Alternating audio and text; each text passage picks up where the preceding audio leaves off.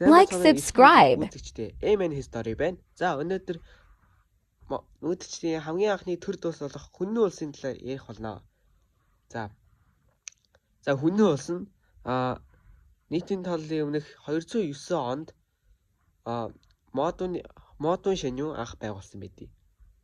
За Хүннүчүүдийн өвөг нь хунху буюу хуунар байсан юм билээ. Энэ бол баруун дорнод гэж хуваагддаг. Дорнд нь одоо Хүннүчүүд гэх юм уу та. Тэгээ ер нь Хүннүчүүд. Тий. Модун шаню хэрхэн Хүннүчүүдийг Хүннү улсыг байгуулсан бэ гэхлээр Хүннү гүрэн байгуулсан бэ гэхлээр анх Түмэн шаню 2 хатантай ээжээ. Их баг 2 хатантай ээжээ. Их хатнаас нь модун шаню гэдэг хүү төржээ. Дараа нь баг хатнаас нь бас нэг хүү төржээ. Баг хатныхаа хүүд маш хайртай байжээ. Бараг түүнийг хаан болгон гэж ярьдаг байж л дээ. Тэгээд тийм болохоор Түмэн шаню модуныг юу хийсэн? Юужи улсад барьцаанд явуулсан байд.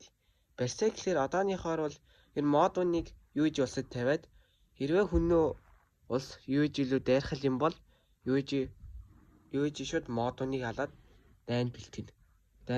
Дайн зарлана. Яг тийм заалттайгаар модуны барьцаанд явуулсан билээ. Харин модун тэндээ зэвсгийн эрдэм сурж өөрийгөө хүчиржүүлж чадваржуулж байгаад эргэж барьцаанаас ороход модун Түмэн шин аав дээр хүрдэрсэн. Аав нь мундаг байна, эрхэг байна гэж түүнийг төмтийн ноён болгожээ.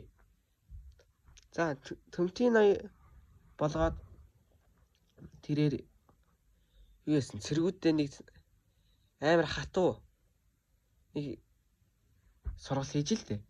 Тэр ихэд ингээд төмтийн ноён болоод ингээд 5 нилийн бэлдэж байгаа шүү дээ. Ингээд төрийн ихэнд гарахын тулд тийм 5 гаруй жил болоод. За тэгээд дараа нь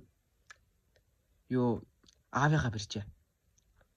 Энийг энэ үйлийг нэлээ харис гэж үздэг. Аавыгаа бариад мод харавжээ. Аав руугаа. Гэтэл тэгээд дагаад цэргүүд нь харавжээ. Тэгээд ерөнхийдөө тэр үйл явдыг түүх сударт Түмэн шанюгийн бид модуны цэргийн сум зараа мэт зогцон хэмээн тайлбарлал бичсэн байт юм билээ. Тэгэхээр нэлээ их зэрэгтэйсэн байгаа шүү. Тэгээд модун зарим цэргүүд нь харин хаан хүн байгаадаа биднийг удирдах явсан хүн штэ гэд ерөөхдөө харваагүй. Тийм болохоор модун харваагүй цэргүүдийг хөнөөсөн байдаг. Цахилгаан баттай болохын тулд. Дараа нь хайртай морио харсан. Окей. Хин өөрийнхөө хатныг харсан юм байна. Тэнгүүд цэргүүд нь бас харвсан. Бас зарим цэргүүд нь эмгтэй хүн байна да. Их хүн байна да гэд харваагүй.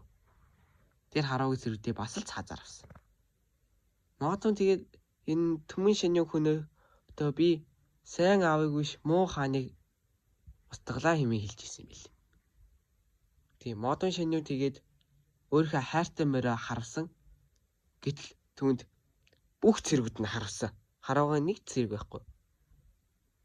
Тэр дууд сумаар харагдаг гэсэн юм блэ. Шуун гэдэг дуугардаг. Салхины сэгрээд. Тийм болохоор хүмүүст амар айц төрүүлдэг. Баахан эсгэрсэн юм ороод ирэх чи амар эцтэй. Тийм. За тэгээд Түмэн шанюгийн баг хатан бас баг хатны хүүг нь бас хөнөөгөөд өөрөө юу байсан? Хаан ширээнд заларсан. За модун шанюгийн үед бол Хүннүс ихэд л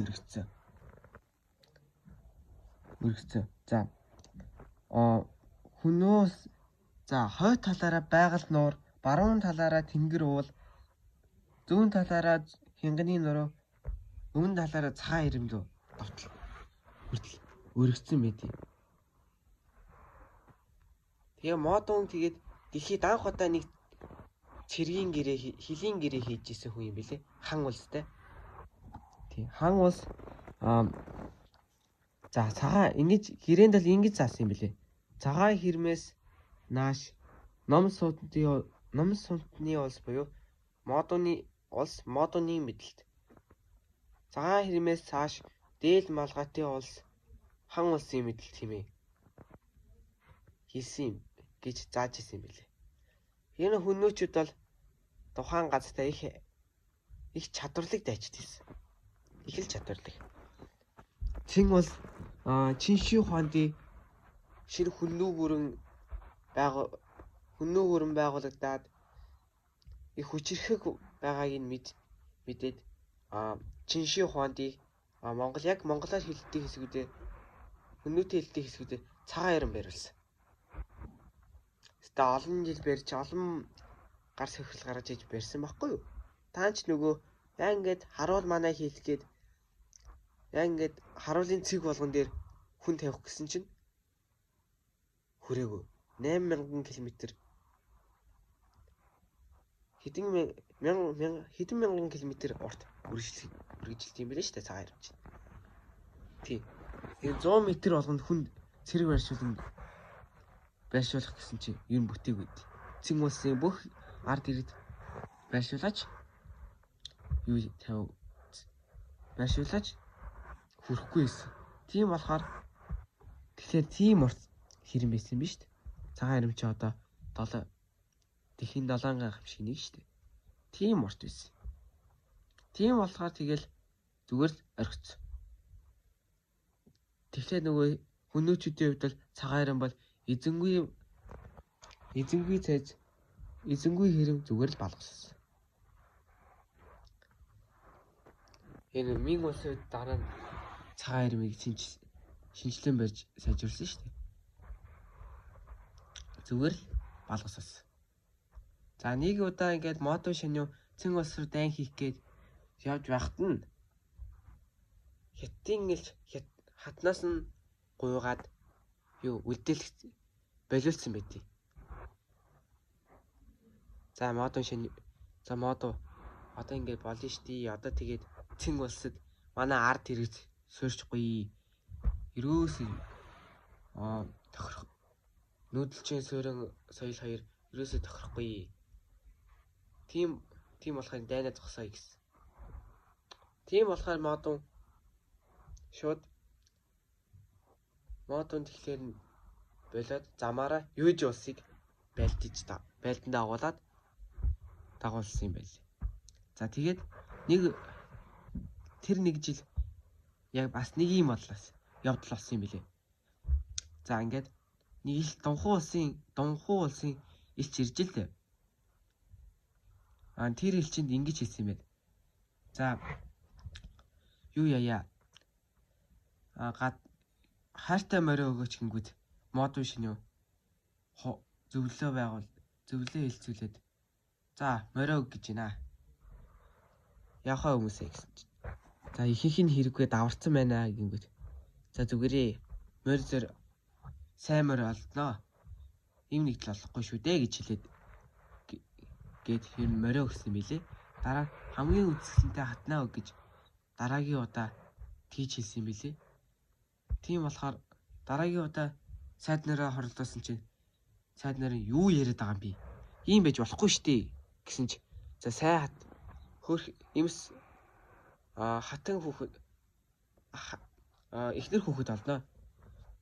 Им 8 л олдохгүй гэд бас л өгсөн билээ. Дараа нь Дунхуу хүннүү хоёрын донд хэлдэг нэг эзэнгүй үржилсэн муутайны газар байт юм байна л да. Тэрийг өгөөч гэсэн чинь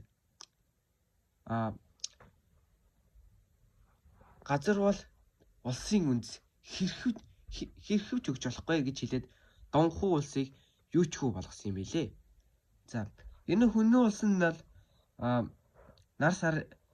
өглөө наран орой сарн мөргөдөг бөө мөргөлтэй 12 цагийн он тоололтой буюу холхон өвхөр баг гэд явдсан шүү дээ. Тийм байсан юм билээ. Бас бичиг үсгтэй 93 наадамтай энэ наадамтай Ер нь Булган аймгийн Хотог Дүндэр Уус аймгийн Улаангом сумаас ерөнхийдөө хөнөөгөө бууш олддоо шүү дээ. Тийм. Нөгөө гэрээ хэлсэн шүү дээ. Нөгөө цэргийн гэрээг тэрийг чинь нийтийн таллын өмнөх 198 онд байгуулсан юм байна. Энэ хөнөөгийн гол агууг бол Хуяан буюу Хяад авг юм билээ. Энэ Хяад боржгонгийн явдаг шүү дээ. Тийм. За энэ хүрээр миний бичлэг өндөрлөө. Анхааран сонссон та бүхэндээ баярлалаа.